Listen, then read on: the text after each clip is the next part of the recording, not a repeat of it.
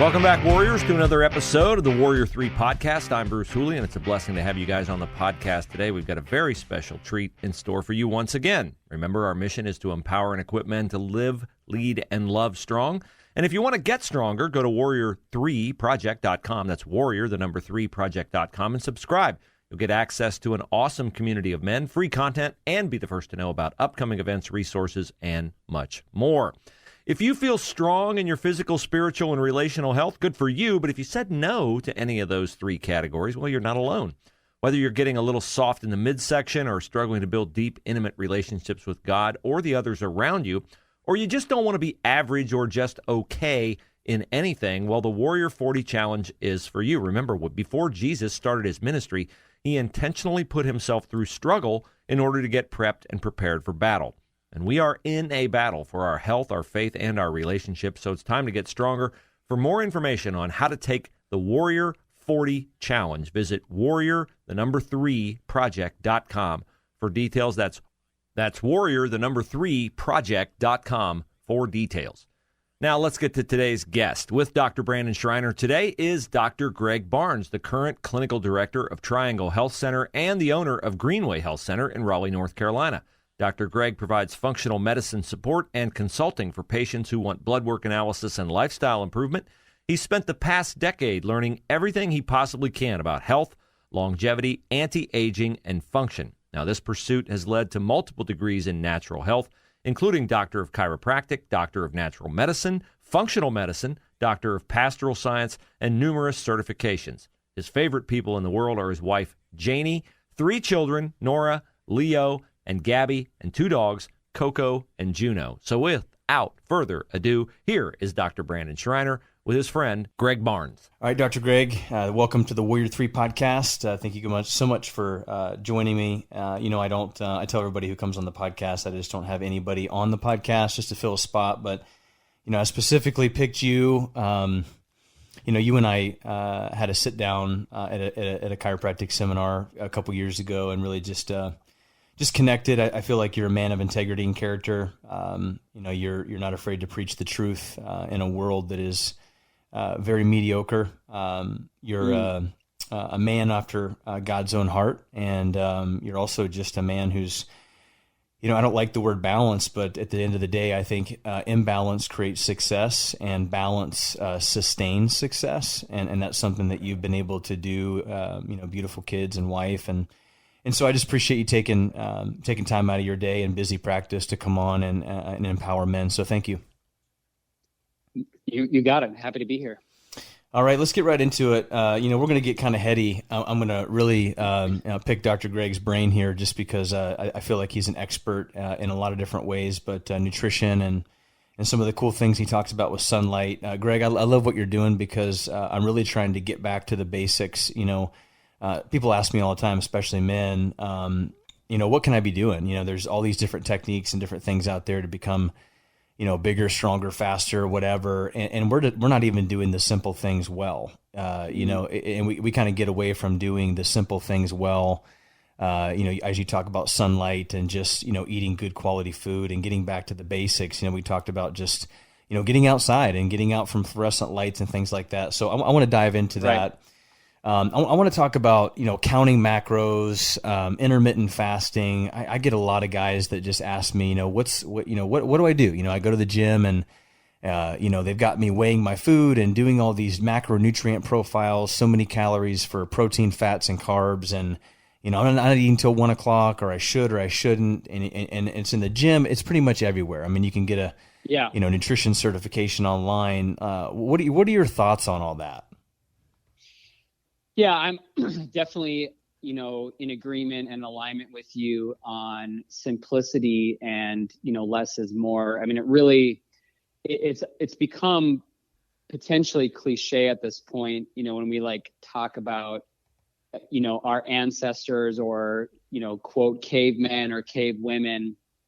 And, there's obviously, if you right now stop and picture a caveman in your head, I mean, you're not picturing some flabby, hunched over, human being. It's immediately we think of ripped, right?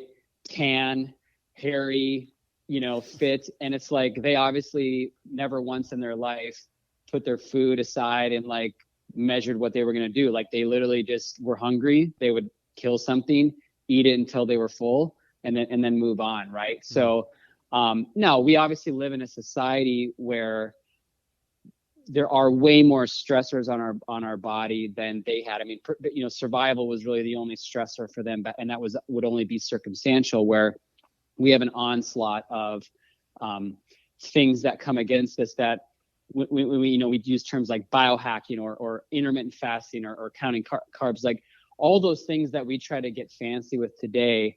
Our ancestors just inherently either did them, or they maybe didn't have to do them to the same degree that we do. Like, I don't think a caveman woke out of bed. It's like, oh, I'm stressed today, so I need to go do a cold plunge, to fix my stress response. Right. They might've just been like, right.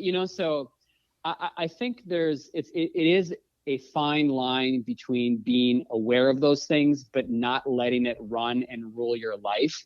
And so I kind of find that the journey that I personally went on was being very like incredibly intentional and incredibly like hungry for really searching hard for like, what are the ways to biohack or to measure this or change that or manipulate this. And I feel like I've kind of explored that very heavily. And now I've kind of gone full circle to now where it's like really just trying to be in tune with my body, to listen to it. And it's like, okay, so if I'm hungry, I'm going to eat. If I'm not hungry, well, then maybe I don't need to eat. Mm-hmm. Right. And so I do think everybody's got to kind of find their own, journey with that. But I think for the average man, because that's what we're talking to, the average man, it's like, okay, in general, some rules that you could follow, if we want to talk macros, right, is that protein by far and away. And then when I say protein, I'm not talking powders or supplements. Like I'm talking like animal, based products, right? Mm-hmm. Should by far and away be the overwhelming like amount of what you eat. Okay. So, there's some general rules, and truthfully, it's funny, the more that you kind of get into this, you actually realize that, although the bodybuilders took it maybe a little bit too extreme in certain circumstances, they actually had a lot of these things figured out 40 years ago that are now kind of becoming a little bit more mainstream. But how I kind of look at it, like what I personally do, is I try to eat animal protein at every single meal, right? And have it be the majority of that. The majority of my carbs, which is not a ton unless I'm super active. Like if I'm running 5 or 6 miles today, I will consume more carbohydrates. But if I'm having a day like on a Sunday where I'm just going to be laying around, mm-hmm. I don't want to be eating a lot of carbs there, because it's not going to be really utilized by my body. So most of my carbohydrates come from fruit, and I try to do seasonal with that. Most of my simple energy will come in the form of like honey, right? Because we kind of think animal based, right? I mean, technically a bee is in the animal kingdom, and they make it just like a cow, makes milk, right? It's kind of like a byproduct of them, right? And then the other thing I've really personally tried to work hard to, moving away from is even like protein powders and just things that are, the further it is away from the natural design, right? Even if you could technically label it as a health food, I'm personally trying to move less and less away from that and figure out how can I meet those needs for my body by just eating real food. Yeah. I find that people, that's a great point, because I think there are a lot of men on here that's like, well, what can I do, to get the quickest results? And I don't think that's the mm-hmm. question that you should be asking yourself. I think the question you should be asking yourself is, how do I build a foundation that I can begin to build upon? And if you can't even, if you don't even know how to prepare or prep or even harvest your own food, and you're living off a protein powder, you might necessarily be at the body weight or the image that you're at. But what you're telling me is that intracellularly, there are going to be some things going on down the road that are going to come up and bite you in the butt. So, you got to have a foundation of doing the simple things very well, and that is, hey, eating meat, eating one ingredient foods. If I've got a grass finished protein powder, that's got 12 ingredients on it, and it's stevia and different types of things like that, sunflower oil or whatever it may be, it's not what I would consider like a God food. It's not something that God created. It was an animal that was harvested and then manipulated in a factory. So what you're saying is going back to just doing the simple things very well. If we don't understand that, then we have nothing to build upon. Is that correct? Exactly. And to your point, like the quickest result versus, so if we're trying to make gains in the gym, right, or with our fitness, I mean, why have we been brainwashed to think that the way to do that is you have to do this protein powder? Because I got to get protein. Well, why can't you just eat 5 eggs? Like what's wrong with that? Like, why can't you get your gains by just eating a real food there? And then you're also not going to have any potential long-term side effects of taking something that is more synthetic, or like you were saying, like having fillers or sweeteners in there, right, that aren't really that natural, even if they claim they are, right? So, it's a lot of it is just kind of reforming your thinking in that. It's like I'm definitely like living my life right now and evaluating is that if the majority is doing one thing, let's start with the assumption that the opposite is better. And if just start with that assumption. If you're wrong, well, then you can always change your plans again. Yeah, you're never going to be out anything by eating, meat and fruit and, pasture raised and wild game meat and organic things like that. I mean, you're never out there. I mean, it's always a win-win. I always tell people that about chiropractic. It's like, the biggest side effect of chiropractic is you sleep better. It's just right. It's like there's no, you're only going to get better. Downside. Yeah. The downside is that you sleep better. I mean, there is no downside to it. I mean, whether or not you feel fantastic or not, a chiropractic adjustment is just good for your body. Whether or not you jump around and you have a fantastic day, getting up in the morning and reading your Bible is just a good thing to do. I think what you're saying is that, prepping your food, harvesting your own meat. I'm a hunter. I mean, it takes time. Gardening, doing things like that. It just takes time. I think we're living in a world that is like instant gratification and laziness. It's easier for me to consume my calories, from a supplement or a protein powder versus, whatever. So I think the missing ingredient that a lot of men need to hear is that it takes time and, don't be lazy and, you may actually be doing yourself more harm by skipping that step by doing that. Well, I think to your point, I'm going to just add on that real quick. I think that some of those things that do take time, the double-edged sword of that, well, or how I can look at it, where I'm sure, with you being a hunter and taking however long it takes to field dress or do all those, it's like, I can't imagine that you've ever looked back on that time that you spent doing that with regret, because it's like, I'm sure the joy, or there's probably like a part of your soul that was like just enlightened or nourished by like doing the work, right? Like I'm sure you've never regretted it. I can pretty confidently say that, right? Yeah. So no, yeah, and it's just the fulfillment of being able to sit around the dinner table and have a conversation with my sons. Hey, Daddy, is this the deer that we tracked the other day? Is this the deer that we, or whatever? Or is this the elk meat? There's something even emotionally and spiritual about that we've gotten away from when it comes to really not having to worry about where our food comes from. There's no emotional connection. It's almost like we're, constantly on the go, like what's next, versus being able to and actually enjoy a kill. So even if it's, take away the physical gains of what it's like to kind of build your body into a hunter or gatherer, but more of the emotional, spiritual connection and the depth at which we enjoy and, I guess, have family time around the dinner table. It's just, you can't put a price tag on that. It's huge. Yeah. We've talked about this before, and I really would love your thoughts. And it sounds like you're kind of more on the side of like more of a carnivore diet. Lots of animal meat, obviously quality in those. But maybe I know we talked about this a little bit. You had mentioned to me before, because I know that sometimes in the group at which we run, it's quality versus quantity. Eat as much quality food, but it's not really about the quantity. And I think there's some benefit to that, especially from a hunter-gatherer standpoint. I mean, When I got up to, 1,000 years ago, when I went to hunt an animal, I didn't think, well, let's see how much protein I can put in my body before I kill this. It's just innately it's there. Would you say the quality of your food is more important than the quantity, or does it really matter?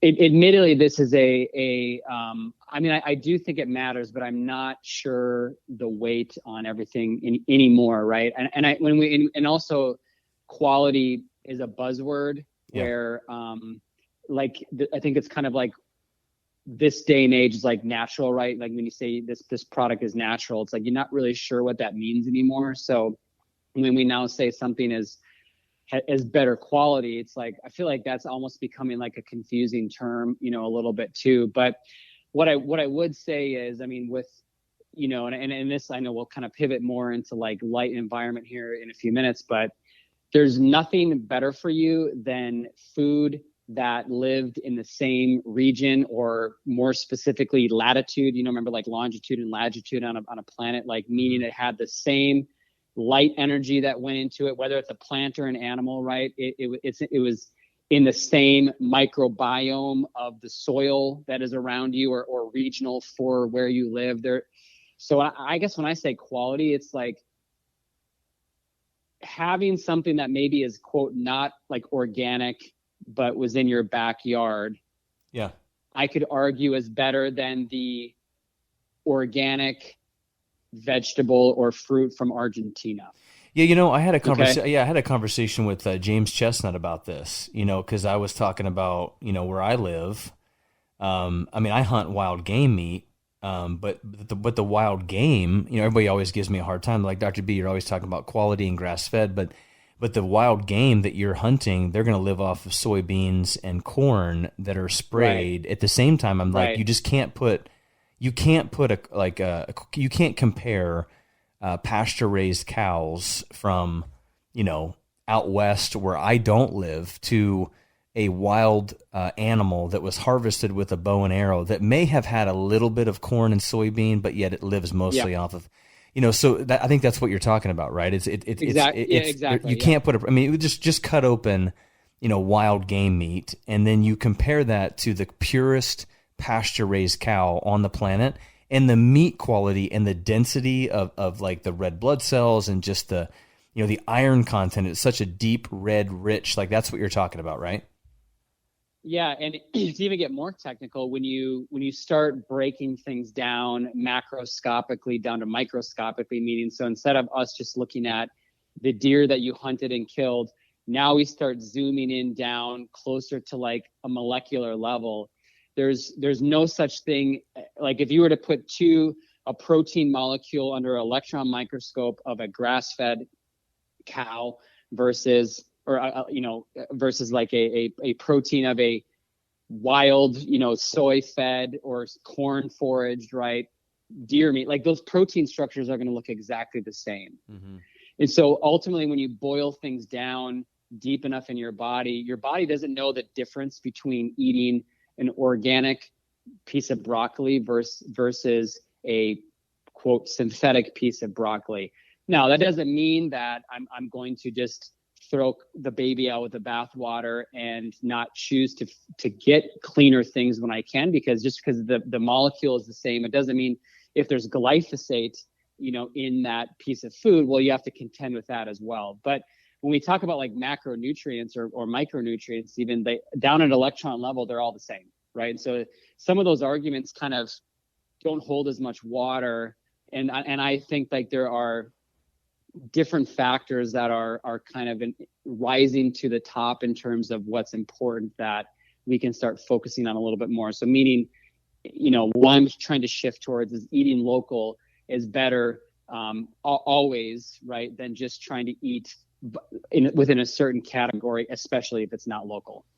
So if I'm a dude and I'm sent out to do the shopping, I need to go to a farmer's market that is local to your area and buy as much stuff from there, and then find a local guy who loves to hunt and says, hey, if I'm not gonna hunt, hey, purchase a deer tag, hey, shoot a doe or whatever, and I'll pay to get it processed, and That's where a lot of my meat's going to come from.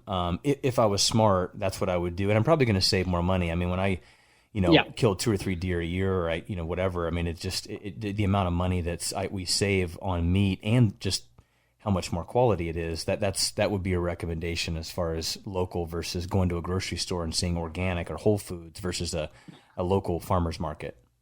Yeah, and don't get me wrong. I mean, there are times when we have to shop for convenience. Oh, sure. Sure. But I think that's brilliant, though, the way you say. Honestly, I'd never thought about that. I mean, if you were to take a village 1,000 years ago, not every single man in that village would necessarily be a hunter. Nope. So to a certain degree, like I'll admit it, I'm not really that much, like I'm not a hunter, right? Mm-hmm. But like, if I'm going to do my work that I'm good at for the good of the village, and then I'm going to honor you by giving you my work, right, to do. I think that's brilliant too. Why not farm it out to the people that are good at what they're good at, and then you stay in your own lane. Now, that doesn't mean you can't learn and grow, and there's like rooms to like I should develop those skills for sure. But like if I lived in your neighborhood, right, it would make sense for me not being a hunter, but full well knowing the advantages of what that type of meat and regionality and the importance of that, it would make sense for me to hire you, or whatever you want to call it, or lean on you to help me. And that's how we help each other, right? It's good stuff. And we can go into a whole other podcast about how that can become unhealthy when I try to be somebody that I'm not, but we won't do that. Sure. So, super Yes, good. yes. And I'm glad that you're Greg Barnes and God's created you who you are, because, together, it just would be boring if we were all doing the same thing and we all like the same thing. We're all into the same thing. I mean, that's just not how culture or how iron sharpens iron. That's just not how that works. But let's transition into sunlight. I follow you a lot, and you talk about this a lot. And I think you would even say that, sunlight should be the ultimate supplement. Yep. And I've even read some stuff that the government actually plans to reduce sunlight. Literally, literally, they're working on trying to block UV rays from hitting the earth. Which whole other podcast we could go into. How it is that they're silently trying to wipe us out. But why is we've talked about this. Like if I could have my way, and I with the Warrior 40 challenge that we're coming out with, that's like if you could take a kettlebell. Get outside with your bare feet and ground in the morning with sunlight hitting you as you're swinging a kettlebell with your shirt off. That is the ultimate spot and the ultimate benefit. Versus I'm in a gym under fluorescent lights. Whatever. So talk about the importance of sunlight as it relates to overall health, mitochondria, things like that. Yeah. So first you have to start with just the understanding that, kind of going back to that macroscopic versus microscopic type, framework. If you zoom in on any structure, whether it's the chair that you're sitting on right now, or you yourself, when you zoom in far enough, right, all we are waves and particles of energy, AKA light. Okay. Mm-hmm. So we are literally beings of light, which I think is pretty cool, because obviously the first thing that was created in this universe, right, was, you go back to what Genesis 1:1 or 1:2 or whatever it was, is like, let there be light. It was the first thing that was brought into the existence that we know of it. So when you see yourself and understand that you are physically a being of light, right? You are literally just an organized package of wave particles that manifest as light when you zoom in far enough. It really changes. Like for me, it was like this like brain gasket, like, oh my gosh, like aha moment, that the way that we interact with light then ultimately is the most important thing in terms of how we live our life, right? Mm-hmm. And so we know that we, of course, have always existed under a natural spectrum. I mean, long before we had, of course, artificial light, right? Whether it be the incandescent light bulb or what we have today in the LEDs and the fluorescence, right? Blue light, all that stuff, computer screens, technology. The only thing we had was the sun, and then a little bit later on we had fire, right? All which have a very natural spectrum. So when you have fire burning, you're burning organic material, right? That's going to give off a certain spectrum. But it's natural. Mm-hmm. The sunlight has its very specific broad spectrum that gives life to everything on planet Earth, not just plants, right? But it literally gives life to that. So we as human beings, and like all other life on Earth, crave and require the information that the sun gives to our body on a daily basis. And I say daily basis, meaning that throughout the day, the spectrum of light also changes as well. So for example, hopefully everybody that's listening to this has at least seen one sunrise in their life, right? And if you haven't, I would start really making that a goal, is to see every sunrise that you possibly can. But you have a different spectrum. So it's higher in infrared light specifically, and near infrared light. And of course, there's no or little to detectable UVA or UVB, which is the kind of sun that can burn you or your skin or make vitamin D. As the day gets more midday, then you're going to have an increase in UVB light, which is the kind where you're going to get vitamin D activity in your body when it hits your skin.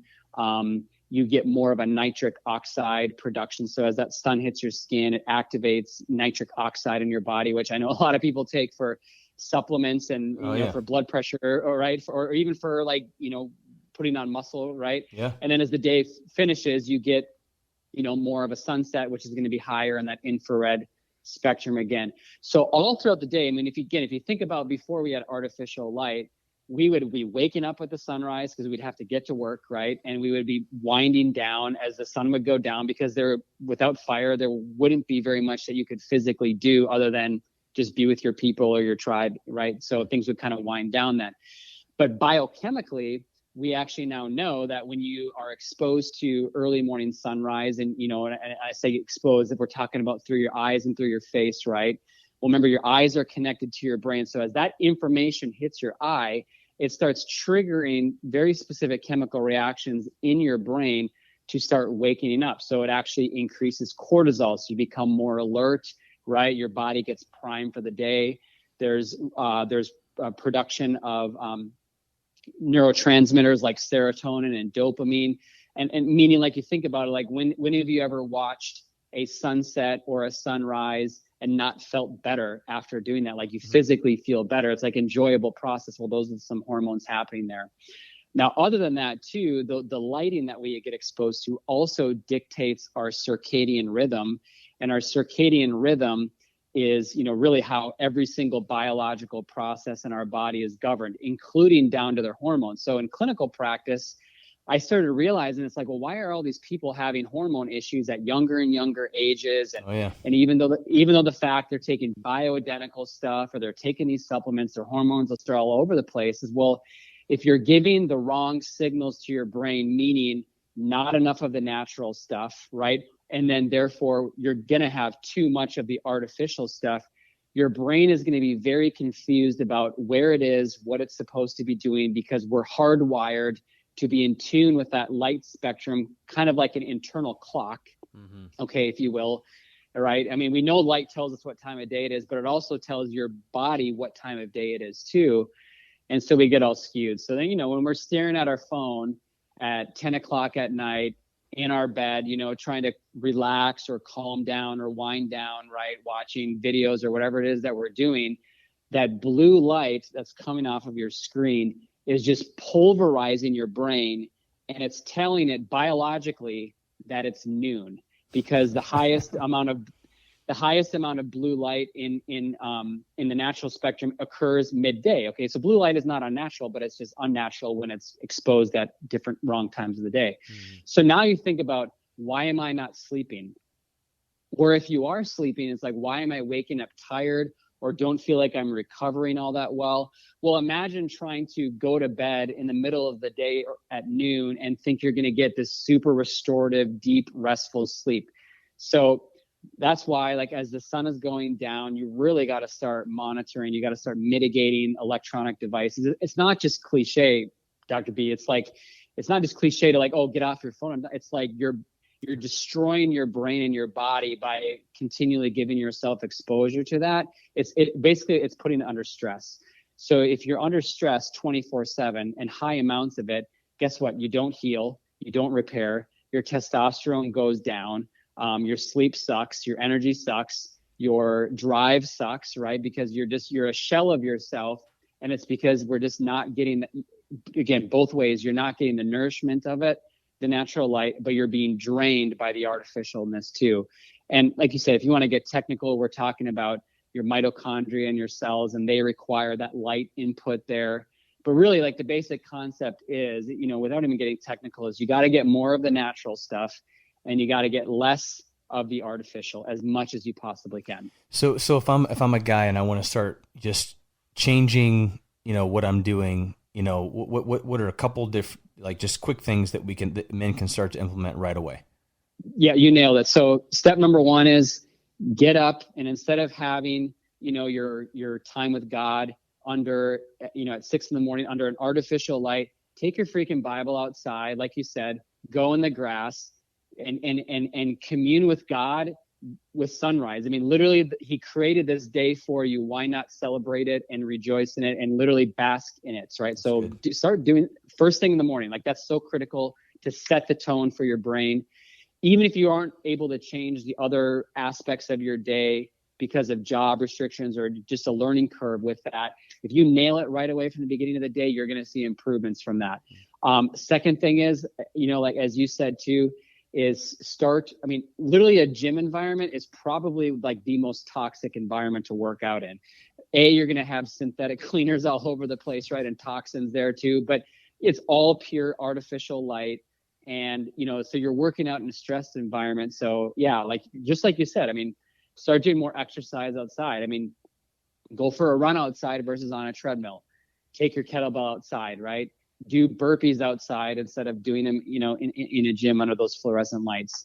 And then, the third thing I would say is like, an investment that's well worth it is to get a red colored pair of blue light blocking glasses, so you can start wearing them at nighttime when the sun has gone down. If you still have to, like, hockey's on right now, and Stanley Cup, right? I'm going to watch some of that. It's on at 8:00 at night. Sun's going to be going down. But I'm going to put my glasses on so I can at least not hurt myself by enjoying those things. Yeah, maybe we'll put a link to, have to send me over like what you recommend as far as like a quality, blue light blocking glasses that you'd recommend, just so, guys can get it. Cause I know you can get some cheap ones off Amazon that are pretty crappy. You're right. Yeah. Yeah, we'll do that. Yep. As we wrap up here, I always like to ask this question, the goal, of this entire company and this movement is I want to create strong gentlemen. A strong man. I kind of think of, some of the individuals out there that are, just very, very, hard, just there's nothing wrong with being successful and having a nice car. At the same time, that doesn't necessarily mean make you a gentleman. I think that there's a difference between, you can be a strong man and you can be a gentleman at the same time. So what is a strong gentleman to you? Man, that's a great question. I think, and beautifully described, by the way, I think, there's been a hard pivot of the pendulum, in men trying to meet these needs of realizing that we need more, it's like, I know toxic masculinity, right, is now like a phrase there. Yeah. But I think a really strong gentleman is somebody that always, like, their mission is first and foremost the people that are closest to them, aka their family. And I'll admit I struggle with that, and sometimes it's so much easier and more measurable to be out in the world, right, doing work, and like that usually returns to something changing in your bank account, right? But sometimes things with your family are not quite as measurable. So I know for me as a man, I kind of struggle to consciously put enough effort towards that, because it's like you don't necessarily see a measurable change when you do that, right? So, but I think first and foremost, it's serving your family and always striving towards doing that, as well as you can. And then I think the other part of it is going out into the world after you've, served and taken care of your family, and bringing your gifts to them with integrity and with the highest intensity that you can muster, right? So like you were saying, maybe I'm not the hunter, that's not my gift, right? And we could be using hunter as a metaphor even right now. But it's like, okay, well, maybe my gift is helping shift perspective on the way people look at their health and nutrition and whatnot. So like my intensity is to bring it there with the highest integrity and love on my patients and take care of the people in my community that need it. So I think to summarize, it's like you have an outside in sort of mission, if you will. So it's like, and really even more outside is you keep working on yourself, right? To then be better for your family and then be better for your community, and bring it with integrity and the highest intensity that you can possibly bring with that. That's good, man. I I'll just be honest with you. Like some of the sweetest words I think that we can hear as men sometimes is "me too." I think oftentimes we, kind of hide that stuff. And, one of the hardest things about, invading Babylon with a men's ministry is that, a lot of men don't want to admit that they've got a problem. And I'll tell you, right. It's really easy for me just to take the bull by the horns and go serve and do a podcast and to change people's perspective on health. But it's difficult for me sometimes to kind of wind it down and to sit down and play Legos or Lincoln Logs with my kids, and so it hit me pretty hard. It was a couple years ago when I was just having a conversation with my son after I had gotten done. Yeah, I ran, 50-mile ultra marathon. I had a really good week in the office, and they heard me on the radio or something like that. My kids were coming back from church, and I thought they'd be really proud of me, and they are. But the point is that he didn't ask me, "Hey, that's so awesome, Daddy." He goes, "Hey, when we get home, can we play Legos?" And I was like, "Man." Exactly. So taking care of your family, stording over that—that's and your relationship with God. That's the foundation, and everything can be built upon that. So, hey, man, I really appreciate you being on the podcast. Just awesome nuggets. We're gonna leave some links to some blue light blocking glasses and some ways that you can get plugged in with Dr. Greg. So on behalf of myself and Dr. Greg, gentlemen, we pray that you live, lead, and love strong. Take care, fellas.